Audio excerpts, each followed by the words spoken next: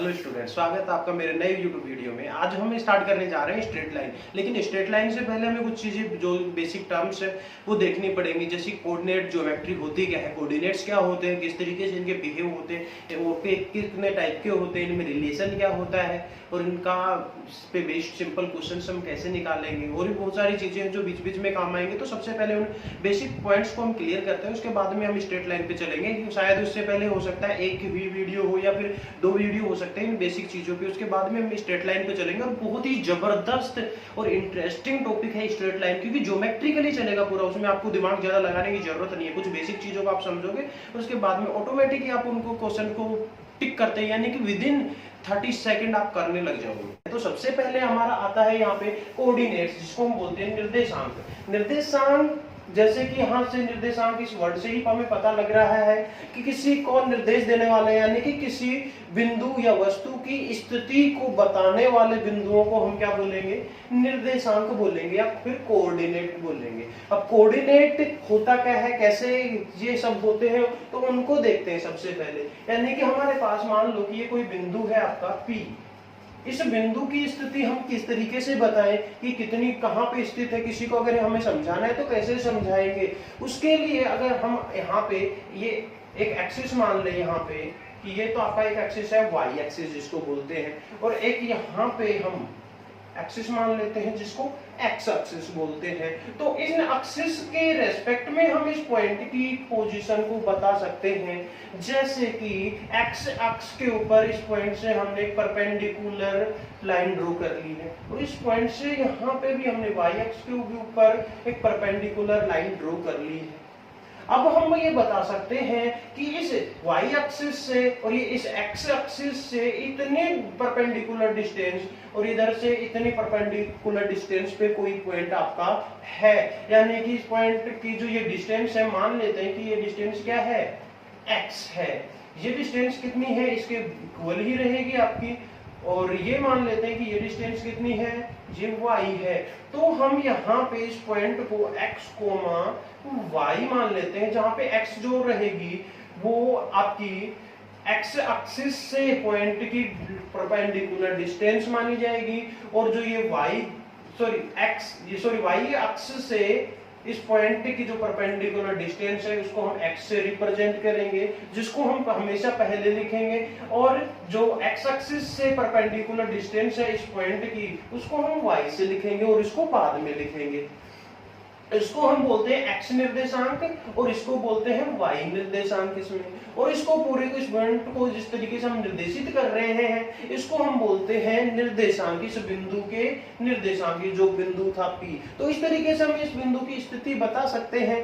तो इस तरीके को या इस फॉर्मेट को हम बोलते हैं निर्देशांकों का कार्तीय रूप, यानी कि कार्टेशियन कोऑर्डिनेट। अगर इंग्लिश की बात करें तो हिंदी में इसका नाम है कार्तीय रूप। क्या इस तरीके से कोई और भी तरीका है जो किसी वस्तु की स्थिति हम बता सके? बिल्कुल, आपका एक और तरीका हो सकता है। जैसे यहाँ पे समझिए आपका यही कोई पॉइंट है P, अगर हम यहाँ से यानी कि जो ओरिजिन है वहां से इस पॉइंट की डिस्टेंस बता दें या पता लग जाए, और यहाँ से एक्स एक्सिस जो है आपका वहां से आपको कोई एंगल पता लग जाए, तो हम डेफिनेटली इस पॉइंट की पोजीशन बता सकते हैं कि इस पॉइंट से तो इतने डिस्टेंस के ऊपर है और इतने एंगल के ऊपर, तो हम इस पॉइंट की पोजीशन बता देते हैं। तो मान लीजिए कि ये जो डिस्टेंस है ये क्या है, r है, और ये एंगल है वो क्या है, थीटा है। तो इस हम पॉइंट को r यानी कि पहले ये डिस्टेंस हम लिखते हैं, उसके बाद में हम थीटा लिख देते हैं। तो इस तरीके से हम इस पॉइंट को रिप्रेजेंट कर सकते हैं, और इस तरीके से किसी पॉइंट की पोजीशन बताने वाले जो तरीका है इसको हम ध्रुवीय रूप बोलते हैं। ध्रुवीय रूप, ये दोनों चीज समझ में आई। यानी कि हम यहाँ पे कितने डायमेंशन की बात हो रही है, यहाँ पे केवल 2 डायमेंशन की बात हो रही है। जैसे कि एक तो ये है और एक रियल लाइन ये है, तो यहाँ से जो बनने वाला क्या बनेगा, इससे एक प्लेन बनेगा, और प्लेन पे जिन भी चीजों की बात करेंगे वो 2D में आते हैं, 2 डायमेंशंस में आती है, और 2 डायमेंशन में हम किसी भी पॉइंट को 2 पॉइंट से रिप्रेजेंट करते हैं। जैसे कि यहाँ पे हमने 2 पॉइंट से रिप्रेजेंट किया और यहाँ पे भी हमने 2 ही पॉइंट से रिप्रेजेंट किया है, तो इसको हम कार्तीय रूप बोलेंगे और इसको ध्रुवीय रूप। क्या इन दोनों रूपों में कुछ रिलेशन है? अब स्टूडेंट्स आपके क्वेश्चंस यहाँ से स्टार्ट होते हैं। अभी तक का जो मैटर हुआ था, जो हमने यहाँ पे एक्सप्लेन किया है, वो समझने के लिए कि इनकी जरूरत हमें क्यों पड़ी।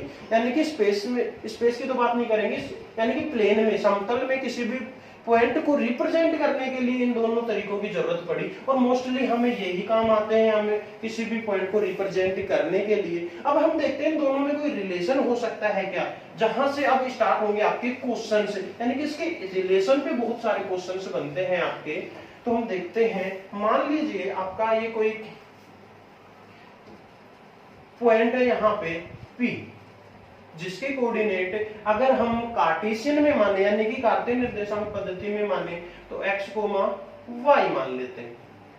तो इसका मतलब है कि यहां से y एक्सिस जो है उससे इस पॉइंट की जो परपेंडिकुलर डिस्टेंस है वो कितनी रहेगी, यहां से और यहां तक कितनी रहेगी, ये रहेगी आपकी x डिस्टेंस, और यहां से और यहां तक कितनी रहेगी परपेंडिकुलर, ये y रहेगी, जैसा कि हमने अभी बताया था, अभी जैसा कि हमने बात की है।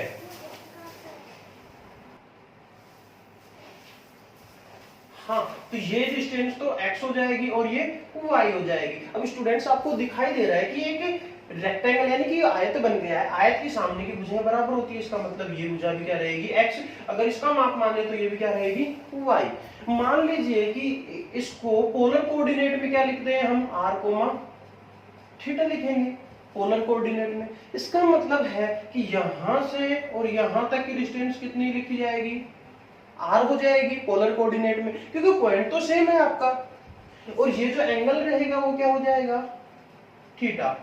जैसे कि ये आपका एक रेक्टेंगल बना था, तो ये जो एंगल है वो कितना हो जाएगा 90 डिग्री, और ये अगर इसकी बात करें तो ये भी 90 हो जाएगा। ये चीज आ गया। अब हमारे पास देखो यहाँ पे, ये अगर इसको O दे दे, इसको P और इसको B, तो OPB जो ट्रायंगल है आपका वो कैसा है, 90 डिग्री का, यानी कि समकोण त्रिभुज है।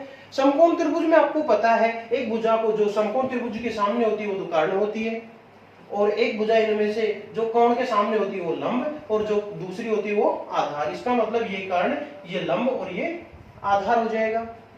अब हमें यहाँ पे देखो कि अगर एक साइन थीटा लें तो क्या होगा, देखो साइन थीटा का फॉर्मूला क्या होता है, लाल बटा कक्का से लंब बटा कर्ण। तो लंब क्या है यहाँ पे, जो थीटा के सामने है वो y, बटा कर्ण क्या है आपके पास r। तो यहां से जो हमारा निकलेगा, इस r को इधर भेज देंगे तो y is equal to r sine theta, ये निकल के आया है। अगर हम कोस थीटा लें तो क्या होगा, कोस थीटा क्या होता है, आधार बटा कर्ण, आधार क्या है x बटा r, x बटा r। अब r को इधर ले जाए तो x इज इक्वल टू क्या निकल के आएगा, r कोस थीटा। तो यहां से दो रिलेशन निकल के आए हमारे, जैसे कि अगर हमें r और थीटा पता लग जाए तो हम y निर्देशांक भी निकाल सकते हैं और x निर्देशांक भी निकाल सकते हैं। तो यहां से हमें पोलर में अगर कोई पता लग जाए तो हम यहां से निकाल सकते हैं। एक रिलेशन तो ये हो गया। अगर इसको और ज्यादा सोल्व करें, इक्वेशन नंबर 1 एंड 2 को, अगर इसको 1 का स्क्वायर प्लस 2 का स्क्वायर करके ऐड कर दें तो क्या आएगा हमारे पास, देखो students, x square plus y square is equal to, यहाँ पे दोनों का स्क्वायर तो r स्क्वायर कॉमन ले लिया, sine square theta plus cos square theta. तो ये तो कितना हो गया 1, तो ये क्या निकल के आ गया, x square plus y square is equal to r square, ये निकल के आ गया एक रिलेशन। तो यहां से अगर हमें x और y की वैल्यू पता होगी तो हम r की वैल्यू निकाल सकते हैं। एक और बच गया, अगर हम इसमें देखो 1 में 2 का भाग देंगे तो क्या आएगा हमारे पास, वो देखो r से r कैंसिल, साइन थीटा बटा कोस थीटा क्या हो जाएगा tan थीटा, और बराबर में y बटा x। तो इससे क्या बन जाएगा, theta is equal to tan inverse y by x। तो थीटा की वैल्यू आप यहां से निकाल सकते हो अगर आपके पास x और y की वैल्यू है तो। स्टूडेंट जो ये चार फॉर्मूले आपके निकल के आए हैं, 1 2 ये तीसरा और ये चौथा। इन चारों फॉर्मूलों की हेल्प से आप, अगर आपको कोई भी किसी भी बिंदु के कार्टेशियन रूप दे दे यानी कि कार्तीय रूप दे दे तो आप ध्रुवीय रूप निकाल सकते हो, और ध्रुवीय रूप दे दे तो आप एक कार्तीय रूप निकाल सकते हो।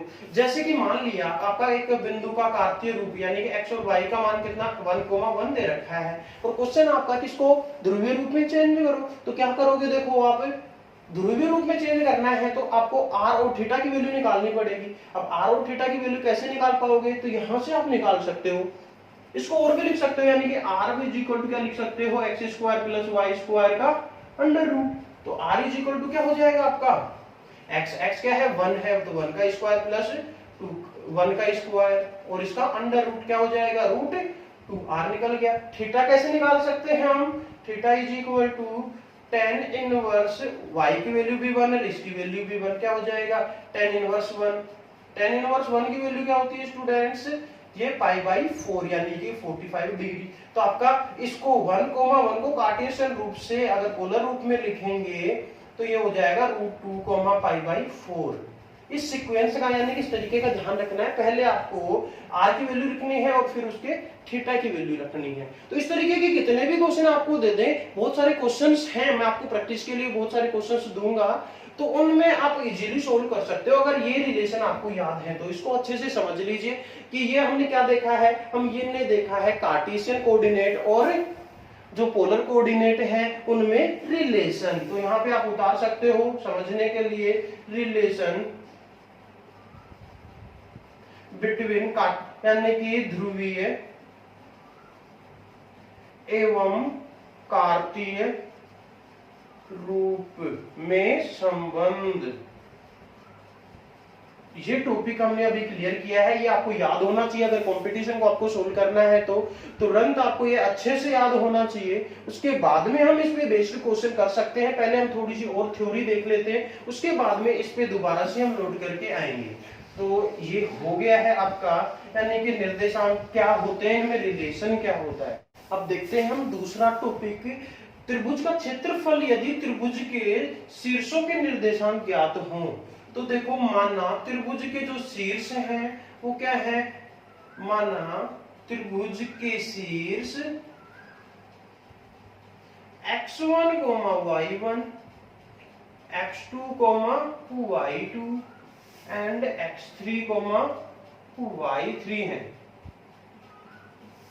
अतः डायरेक्ट त्रिभुज का क्षेत्रफल जो होगा वो डिफाइन होता है 1/2 डिटरमिनेंट, जो आपने 12th क्लास में पढ़ा है। अब कोई सा भी आप ये ले सकते हो, तो यहाँ पे x1, y1 आप कोई सा भी शीर्ष पहले ले सकते हो, यहाँ पे 1, x2, y2 1, x3, y3 और 1, इसकी डिटरमिनेंट वैल्यू, और इसकी पॉजिटिव वैल्यू ही होगी, क्योंकि आपको पता है क्षेत्रफल हमेशा धनात्मक होता है, इसका मतलब इसकी धनात्मक वैल्यू आपको लेनी है। तो आप इसके ऊपर मोड भी लगा सकते हो अगर चाहो तो, इस तरीके से मॉडुलस वैल्यू लेनी है इसकी। अब इसकी वैल्यू निकालने के बहुत सारे तरीके हैं, तो आपको कंफ्यूज नहीं होना है, कोई एक तरीका फिक्स कर लीजिए इसको सोल्व करने का। अब इसको सोल्व करके भी फॉर्मूला याद किया जा सकता है, लेकिन उसमें याद करने में बहुत प्रॉब्लम आती है, तो आप डायरेक्टली इसी तरीके से याद रख लो, और इसकी पॉजिटिव वैल्यू लेनी है। अब यहाँ पे देखो, अगर हम इसको पहले ले लें, इसको बाद में ले लें, तो क्या फर्क पड़ेगा यहाँ पे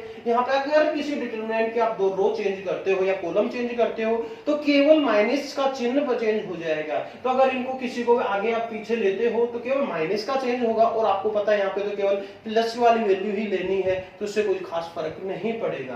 तो ये हो गया आपका किसी भी त्रिभुज का क्षेत्रफल निकालने का फॉर्मूला, अगर उसके शीर्ष ज्ञात हो तो इस बात का ध्यान रखना जरूरी। जैसे कि किसी भी इनकी जगह कोई भी पॉइंट दे दिए जाए तो आप डायरेक्टली इसको सोल्व करके त्रिभुज का क्षेत्रफल निकाल सकते हो। अब देखो एक और इंपॉर्टेंट चीज यहाँ पे है, मान लो कि आपके पास 3 पॉइंट है, अब उन तीनों पॉइंटों को दे रखा है, अगर वो संरेख हुए, संरेख का मतलब एक ही सीधी रेखा में स्थित हो, तो उससे त्रिभुज नहीं बनेगा। जैसे कि इस तरीके से है तो इससे त्रिभुज नहीं बनेगा। अगर मान ले त्रिभुज है तो इसका क्षेत्रफल कितना होगा, 0 होगा। तो ये कंडीशन आप निकाल सकते हो, संरेख की कंडीशन, यानी कि 3 बिंदुओं के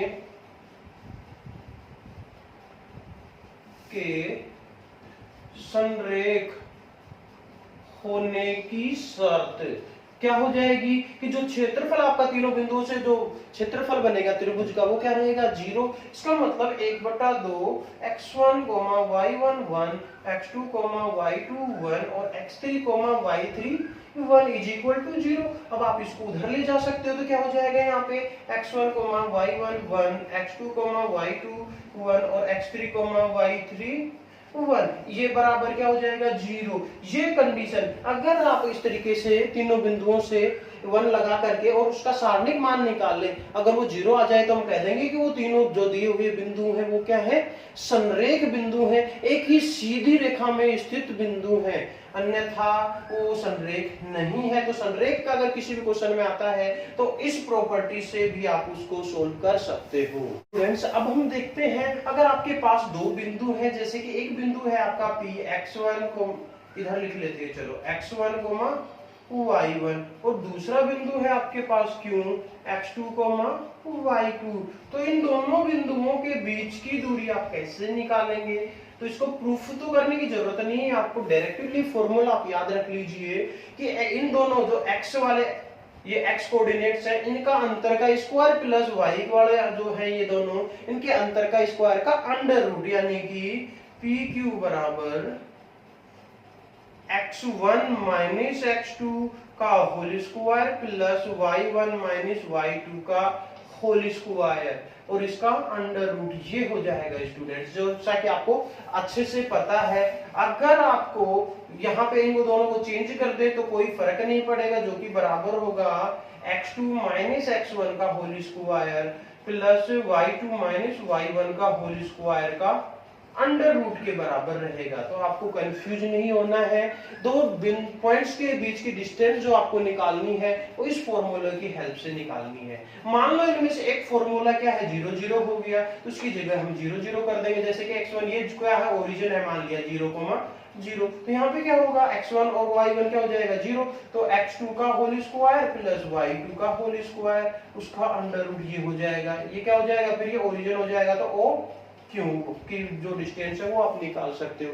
आप डिफरेंट कंडीशंस यहाँ पे दे सकते हो, क्योंकि इस बेस पे बहुत सारे क्वेश्चन हैं आपके एक्सरसाइज में जो मैं आपके पास भेजूंगा, उसमें बहुत सारे क्वेश्चंस मिलेंगे। तो इस तरीके से अब बाकी चीजें हम देखते हैं नेक्स्ट वीडियो में। अगर आपको मेरा समझाने का तरीका अच्छा लगा हो तो मेरे चैनल को लाइक कीजिए, सब्सक्राइब कीजिए और कमेंट कीजिए।